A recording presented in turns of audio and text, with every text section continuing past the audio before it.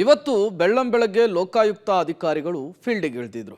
ಗಾಢ ನಿದ್ರೆಯಲ್ಲಿ ಮಲಗಿದ್ದಂತಹ ಭ್ರಷ್ಟ ಅಧಿಕಾರಿಗಳಿಗೆ ಬಿಸಿ ಮುಟ್ಟಿಸುವಂತಹ ಕೆಲಸವನ್ನ ಮಾಡಿದ್ದಾರೆ. ಹಾಗಾದ್ರೆ ಎಲ್ಲೆಲ್ಲಿ ರೇಡ್ ಆಯ್ತು, ರೇಡ್ ಸಂದರ್ಭದಲ್ಲಿ ಏನೆಲ್ಲ ಸಿಕ್ತು, ಅದರ ಕಂಪ್ಲೀಟ್ ರಿಪೋರ್ಟ್ ನಿಮ್ಮ ಮುಂದೆ. ಭ್ರಷ್ಟ ಅಧಿಕಾರಿಗಳಿಗೆ ಲೋಕ ಶಾಕ್.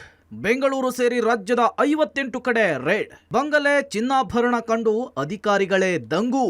ಇವತ್ತು ಲೋಕಾಯುಕ್ತ ಅಧಿಕಾರಿಗಳ ಟೀಮ್ ಬೆಳ್ಳಂಬೆಳಗ್ಗೆಯೇ ಫೀಲ್ಡಿಗೆ ಇಳಿದು ಭ್ರಷ್ಟ ಅಧಿಕಾರಿಗಳ ನಿದ್ದೆಗೆಡಿಸಿದ್ರು. ರಾಜ್ಯದ 58 ಕಡೆಗಳಲ್ಲಿ ಏಕಕಾಲಕ್ಕೆ ದಾಳಿ ಮಾಡಿ ಮಹತ್ವದ ದಾಖಲೆಗಳನ್ನು ತಲಾಶ್ ಮಾಡಿದ್ರು. ಅದರಂತೆ ಬೆಂಗಳೂರಿನಲ್ಲೂ ಕೂಡ ಲೋಕ ಟೀಮ್ ಫುಲ್ ಆಕ್ಟಿವ್ ಆಗಿತ್ತು. ಪಾಲಿಕೆಯ ಚೀಫ್ ಇಂಜಿನಿಯರ್ ರಂಗನಾಥ್ ನಿವಾಸದ ಮೇಲೆ ರೇಡ್ ಮಾಡಿದ್ರು. ಕಳೆದ 3 ವರ್ಷಗಳಿಂದ ರಂಗನಾಥ್ ಯಲಹಂಕ ಚೀಫ್ ಇಂಜಿನಿಯರ್ ಆಗಿ ಕೆಲಸ ಮಾಡ್ತಿದ್ದು, ಇನ್ನು ಅಕ್ರಮ ಆಸ್ತಿ ಗಳಿಕೆಯ ಸಂಬಂಧ ದೂರು ದಾಖಲಾದ ಹಿನ್ನೆಲೆಯಲ್ಲಿ ಲೋಕ ಅಧಿಕಾರಿಗಳು ರಂಗನಾಥ್ಗೆ ಸೇರಿದ 4 ಸ್ಥಳಗಳಲ್ಲಿ ದಾಳಿ ಮಾಡಿ ಇಂಚಿಂಚು ಮಾಹಿತಿಯನ್ನು ತಲಾಶ್ ಮಾಡಿದ್ದಾರೆ. ಗಾಂಧಿ ಬಜಾರ್, ಸದಾಶಿವನಗರ, ಯಲಹಂಕ ನಿವಾಸದ ಮೇಲೆ 20ಕ್ಕೂ ಹೆಚ್ಚು ಅಧಿಕಾರಿಗಳು ದಾಳಿ ಮಾಡಿ ಮಹತ್ವದ ದಾಖಲೆಗಳನ್ನು ಸೀಸ್ ಮಾಡಿದ್ದಾರೆ. ಬೆಳಗ್ಗೆ ಅಷ್ಟೇ ನಿದ್ದೆಯಿಂದ ಎದ್ದಿದ್ದ ರಂಗನಾಥ್ಗೆ ಲೋಕ ಅಧಿಕಾರಿಗಳು ಶಾಕ್ ಕೊಟ್ಟಿದ್ರು. ಯಲಹಂಕ ನ್ಯೂಟೌನ್ ಬಳಿ ಇರುವ ಭವ್ಯ ಬಂಗಲೆಗೆ ಎಂಟ್ರಿ ಕೊಟ್ಟ 15 ಜನ ಅಧಿಕಾರಿಗಳ ಟೀಮ್ ದಾಖಲೆಗಳನ್ನು ಪರಿಶೀಲಿಸಿದ್ರು.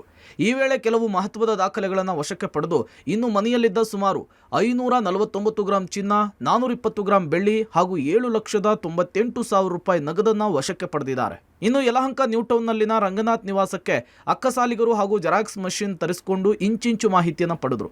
ಜೊತೆಗೆ ಕಾಂಪೌಂಡ್ ಹೊರಭಾಗದಲ್ಲಿ ನಿಂತ ಕಾರು ಮತ್ತು ಬೈಕ್ ತಪಾಸಣೆಯನ್ನು ಮಾಡಿದ್ರು. ಕಾರು ಬೈಕ್ನಲ್ಲಿ ಹಣವೇನಾದರೂ ಇಟ್ಟಿದ್ದಾರಾ ಅಂಥೇಳಿ ಹುಡುಕಾಡಿದ್ರು. ಒಟ್ಟಾರೆ ಬೆಳ್ಳಂಬೆಳಗ್ಗೆಯೇ ಲೋಕ ಅಧಿಕಾರಿಗಳ ದಿಢೀರ್ ಎಂಟ್ರಿ ಭ್ರಷ್ಟ ಅಧಿಕಾರಿಗಳ ನಿದ್ದೆಗೆಡಿಸಿದಲ್ಲದೆ ಬಿಪಿಯನ್ನು ಕೂಡ ಜಾಸ್ತಿ ಮಾಡಿದೆ. ಸದ್ಯಕ್ಕೆ ಸಿಕ್ಕಿರುವ ದಾಖಲೆಗಳನ್ನು ವಶಕ್ಕೆ ಪಡೆದಿರುವ ಲೋಕ ಟೀಮ್ ಮತ್ತಷ್ಟು ಮಾಹಿತಿಗಳನ್ನು ಕೆದಕ್ತಾ ಇದೆ.